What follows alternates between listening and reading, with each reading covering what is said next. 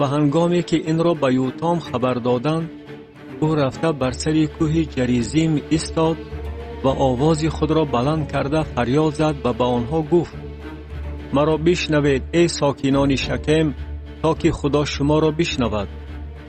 یک زمان درختان رفتند تا که پادشاهی را بر خود تدهین نمایند و به درخت زیتون گفتند: بر ما پادشاهی بکن. ولی درخت زیتون به آنها گفت: آیا روغن خود را که با آن خدا و آدمان را جلال می دهند من ترک کنم و رفته آواره شوم تا که بر درختان نگهبانی نمایم؟ و درختان به درخت انجیر گفتند: تو آمده بر ما پادشاهی بکن. ولی درخت انجیر به آنها گفت: آیا شیرینی و میوه خوبی خود را من ترک کنم و رفته آواره شوم تا که بر درختان نگهبانی نمایم؟ و درختان به تاک انگور گفتند: تو آمده بر ما پادشاهی بکن. ولی تاک انگور به آنها گفت: آیا شیره خود را که خدا و آدمان را دلشاد می‌گرداند من ترک کنم و رفته آواره شوم تا که بر درختان نگهبانی نمایم؟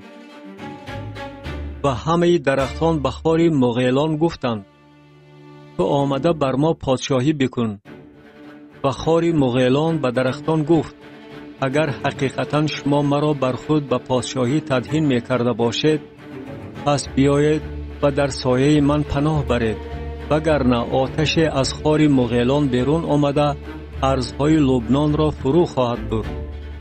و اکنون اگر شما حقیقتا و از روی عدالت عمل نموده ابیملک را پادشاه کرده باشید و اگر به یروبعل و خاندانش نیکی کرده باشید و اگر به او موافق عمل دستهایش مناسبت کرده باشید، در صورتی که پدرم برای شما جنگیده و جان خود را در خطر گذاشته شما را از دست میدیان رها کرد، ولی شما امروز بر خاندان پدرم قیام نموده 70 نفر پسران او را بر یک سنگ کشتید و پسری کنیز او ابیملک را بر ساکنان شکم پادشاه کردید، زیرا که وی برادر شماست.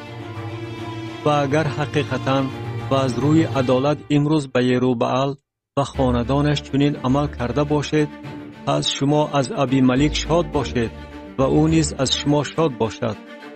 وگرنه آتش از ابیملک بیرون آمده ساکنان شکم و اهل بیت میلو را فرو خواهد برد و آتش از ساکنان شکم و اهل بیت میلو بیرون آمده ابیملک را فرو خواهد برد.